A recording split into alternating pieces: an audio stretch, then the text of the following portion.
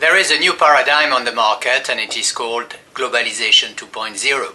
Now, obviously, Globalization 2.0 comes after Globalization 1.0, and of course, this is what we have had during the past 10 years. Globalization 1.0 was characterized by delocalization and even disindustrialization in the West, especially in the US and in Europe. Obviously, the name of the game was to benefit from the cost advantages of producing in China, in Brazil, in Russia, and elsewhere. As a consequence, we have seen some big imbalances in the world, first with trade. In 20 years, the deficit between the US and China has gone from minus $10 billion last year to minus $273 billion. If you take, for example, one of the harbor of New York, which is Port Elizabeth, 45% of the containers leaving the harbor going back to China are leaving empty.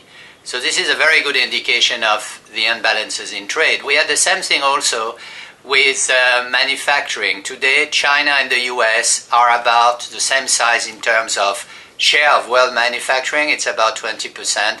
China is going up, the US is going down. So basically, we have seen during the past decade a kind of disindustrialization of Europe and the US. During the past 20 years, manufacturing has gone down by about 30% in the US and in Europe, and it represents about 11% of the GDP now. And of course, the question is how far can we go down in this respect and what will happen? Because the world is changing. First, of course, labor cost increases in Asia, but also all over the world. Transport costs are, of course, increasing also because oil is above $100 a barrel now, so it has an impact. The customers are more and more conscious of the impact on the environment of shipping products all around the world.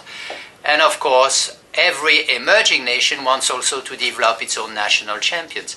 So I think we are in a world where suddenly we are having a more critical look at outsourcing, at the possibility maybe to manufacture back at home. And this was very well explained by Jeff Immelt, the CEO of General Electric, who said one day, we have been moving from a paradigm which was technology-based, export-oriented, to a new paradigm which is service-led and consumption-based. And he added this idea was flat wrong. So I think that we are going to see today much more reindustrialization, or at least attention to reindustrialization. We are going to see also much more attention or a critical assessment of delocalization or outsourcing. And this will imply, of course, to have better conditions in the US and the Europe for manufacturing. It will imply also perhaps having a more critical look at how we can improve productivities in the factories. For example, if you take Fiat in Italy, 26,000 workers in Italy are necessary to produce 645,000 cars.